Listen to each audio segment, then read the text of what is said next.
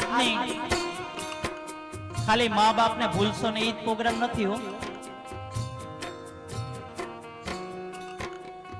પણ દીકરીઓને પણ કંઈક કેવું છે. આજે ડોબરિયા પરિવારને આંગણે આ મા બાપ ને ભૂલશો ને પ્રોગ્રામ છે ને,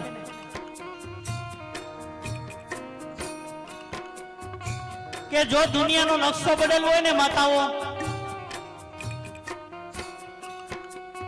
દુનિયાનો નકશો બદલવો હોય ને તો આ બેનો ફેશન છોડી દે અને મારા વડીલો વ્યસન છોડી દે ને તેથી આ દુનિયાનો નકશો બદલી જાય હો.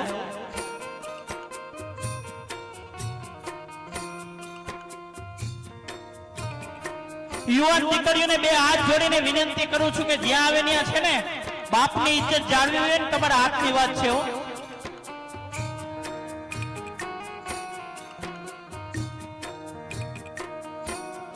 બાપને લાખ નો કરવો કે કોડી નો કરવો ને એ દીકરીઓ તમારા હાથની વાત છે. અરે તમે આમ ઊંચું ઉપાડીને ન જોવો તો આ દુનિયાની તાકાત નથી કે તમારી સામું જોઈ શકે હો. કારણ કે તમે જો અવરું પગલું ભરી લ્યો ને બેનો, તેથી બાપને કાળજાના કટકા થઈ જતા હોય. અરે આ દુનિયાથી હારી જતો હોય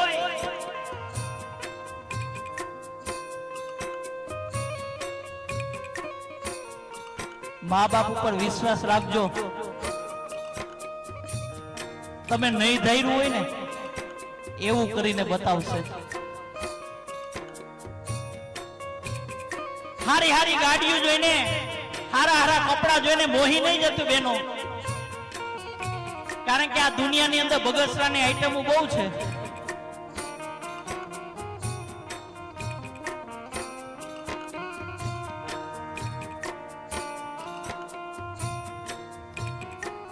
મોઢે બાંધે તો ઓળખાય નહીં આપણે. 8 વાગ્યા પછી ચોપાટીએ જઈને બેહ્યો.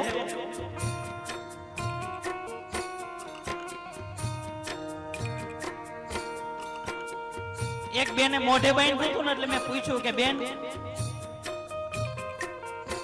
તે કેમ મોઢે બાંધ્યું? તો કે ભાઈ સ્ક્રીન કાળી ન થઈ જાય ને એટલા માટે બાંધવું પડે હો.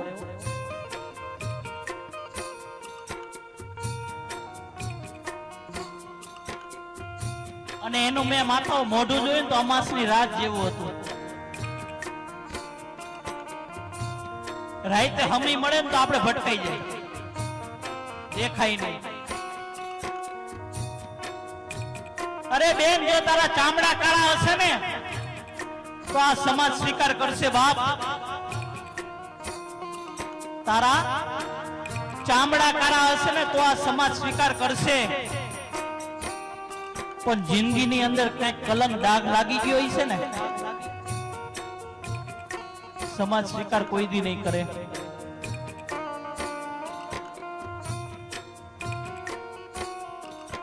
અને તમે ગમે ત્યાં સાસરે જાઓ ને ત્યારે સાસુની અંદર માના દર્શન કરજો અને સસરાની અંદર પિતાના દર્શન કરજો બાપ.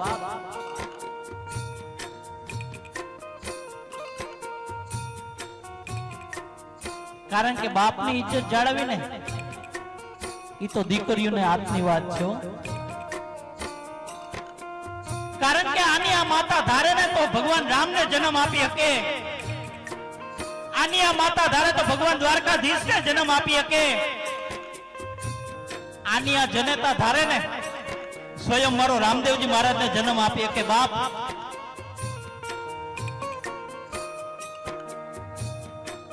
ને આની આ જનેતા ધારે ને તો રાવણને પણ ઉત્પન્ન કરી શકે. કારણ કે ભગવાન થી એક ડગલું માં આગળ છે.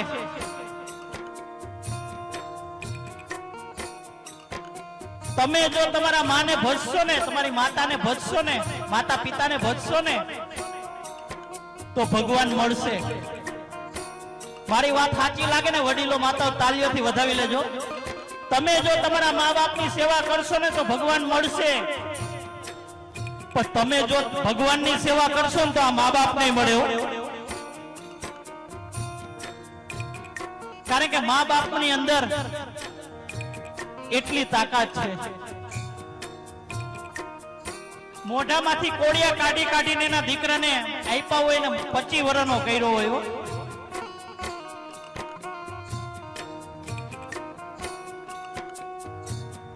દીકરો આવે એટલે આખા ગામમાં પેંડા વેચે કે મારી ઘરે સંતાનનો જન્મ થયો, મારી ઘરે દીકરાનો જન્મ થયો. બાપ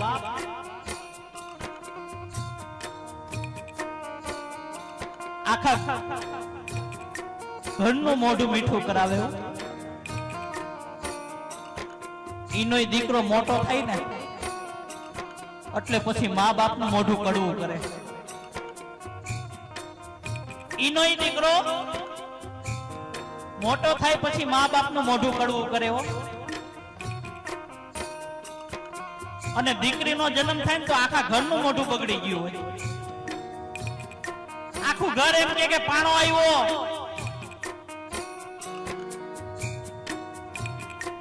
દીકરી પાણો છે? દીકરી તો તુલસીનો ક્યારો છે બાપ. કોણ કહે છે દીકરી સાપનો ભારો છે? કોણ કહે છે દીકરી સાપનો ભારો છે? અરે અમે તો એમ કહીએ કે દીકરી છે ને ઈ તો તુલસીનો ક્યારો છે. અને જે ઘરની અંદર દીકરી રમતી છે ને ત્યાં મારા ઠાકોરજીને આવવાનું મન થાય બાપ. માટે માતા પિતાને કોઈ દી દુભવશે નહીં. ત્યારે મારો પુનિત મહારાજ શું કે છે? ઓ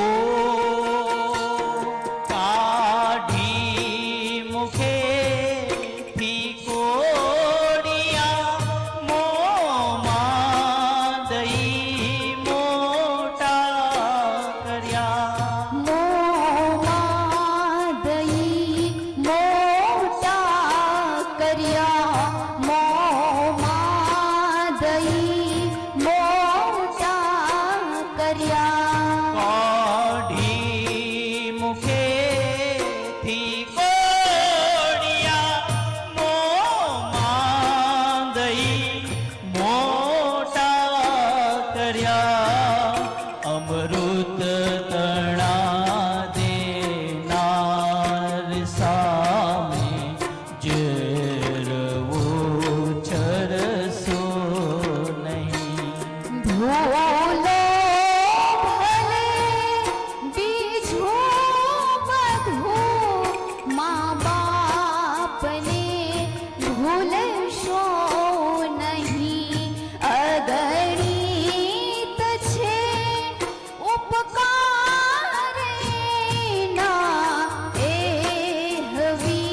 વિસરશો નહીં. મા બાપને ભૂલશો નહીં. મા બાપને ભૂલશો નહીં.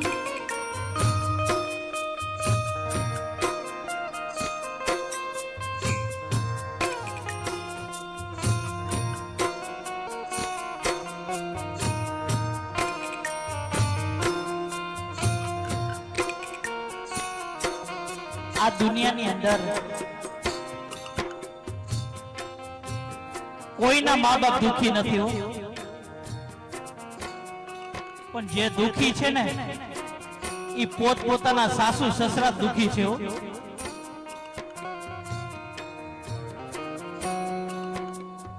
આ દુનિયાની અંદર જે દુખી છે ને ઈ પોતપોતાના સાસુ સસરા દુખી છે.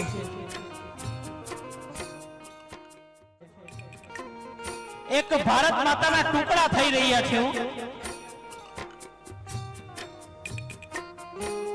ધરતી માતા ઉપર રક્ત સ્રાવ થઈ રહ્યો છે.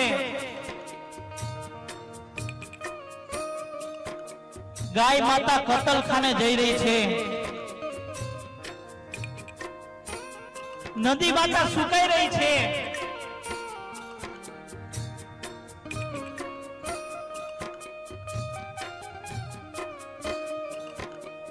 અને ઘરની માતા વૃદ્ધાશ્રમ તરફ જઈ રહી છે.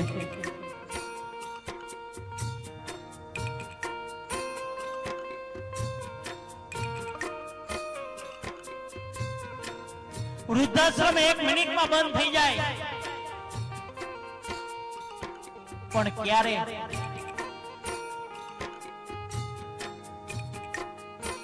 આ વૃદ્ધાશ્રમ ખુલ્લા નહીં તો આપણી કાયરતાની નિશાની છે બાપ.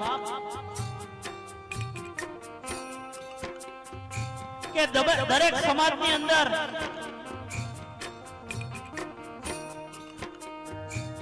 એક નવો કાયદો આવી જાય ને વડીલો, કે જે ઘરની અંદર આગળની પેઢી કે ગમે ત્યારે જેના મા બાપ વૃદ્ધાશ્રમ ગયા હોય, જે ઘરની અંદર વૃદ્ધ મા બાપ દુખી હોય,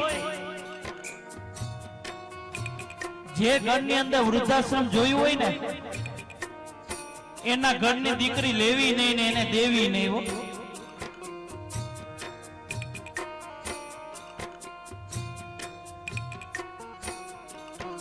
કારણ કે એની દીકરી તમે લેહો ને એટલે તમારો ક્યારેક વૃદ્ધાશ્રમમાં જવાનો વારો આવશે, યાદ રાખજો. કારણ કે ચામડા ગમે એટલા ધોળા હોય પણ સ્વભાવ ન જાય કોઈ દી. જાતિ સ્વભાવ તો બતાવીને જ રહીએ બાપ.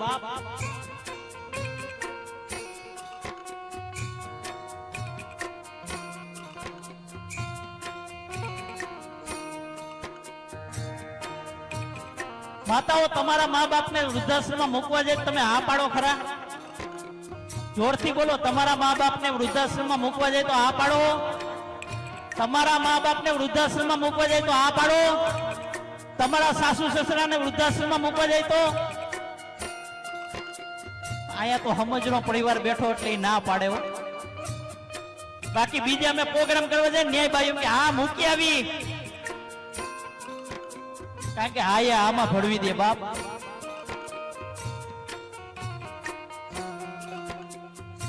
તમને જો તમારા મા બાપની અંદર દ્વારકા વાળો નહીં દેખાય ને, તમને જો તમારા મા બાપની અંદર ઘનશ્યામ મહારાજ નહીં દેખાય ને, તમને જો તમારા મા બાપની અંદર રામદેવજી મહારાજ નહીં દેખાય ને, તો મંદિરે ગમે એટલા ધક્કા ખાઓ ને કોઈ દી નહીં દેખાય. કારણ કે જેટલો તમને ભરોસો ઓલી પથ્થરની મૂર્તિ ઉપર છે એટલો ભરોસો જો તમારા મા બાપ ઉપર રાખી લ્યો ને તો લેખના મેઘ મારી દે બાપ. કારણ કે ઓલી મૂર્તિ બોલતી નથી ને એટલે બધાને ગમે હો. બાકી આ બોલતી ને ચાલતી મૂર્તિને તમે એકવાર સેવા કરી લ્યો ને,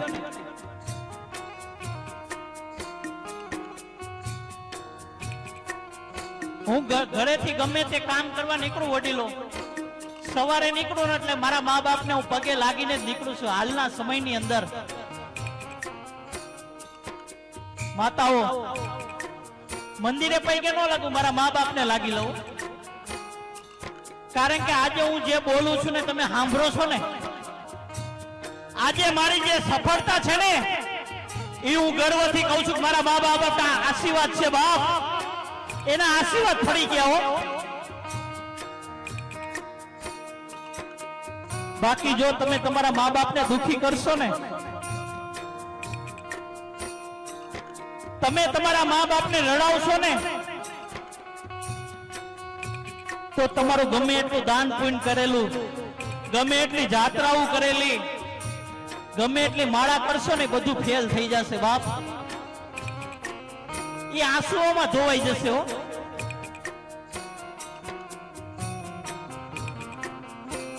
माँ बाप को मत सताना, उसका दिल रो देगा बाप.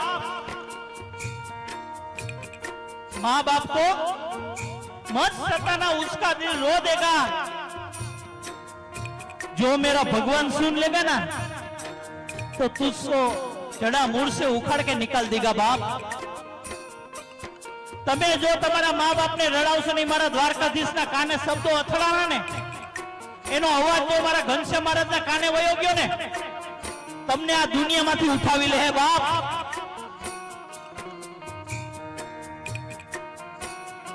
અને જેને જેને મા બાપની સેવા કરી લીધી ને એને મારો પુનિત મહારાજ શું કહે છે? ઓ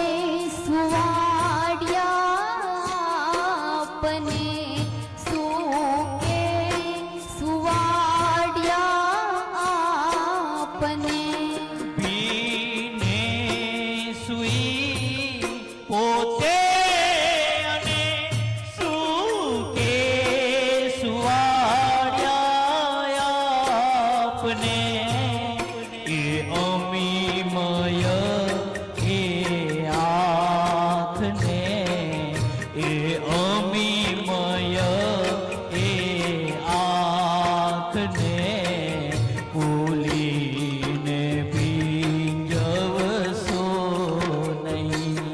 ભૂલો ભલે બીજું બધું મા બાપને ભૂલશો નહીં. અગણિત છે ઉપકાર એના એ હવી સરશો નહીં. મા બાપને ભૂલશો નહીં. મા બાપને ભૂલશો નહીં.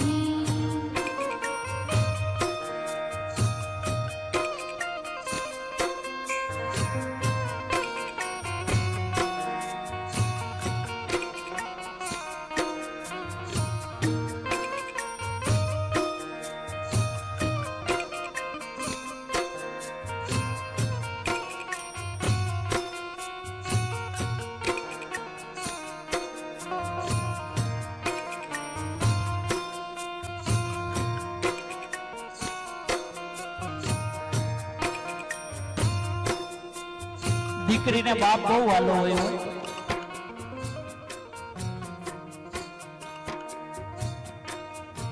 દીકરી વર્ષાબેન અને ઉષાબેન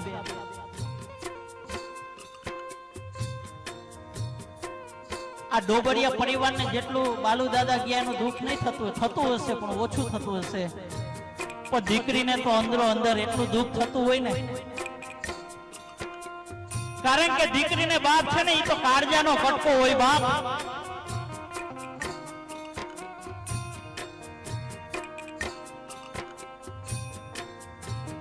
ઉષાબેન ને એમ હોય કે મારા પિતાજી મને ક્યારે મળશે હવે પાછા.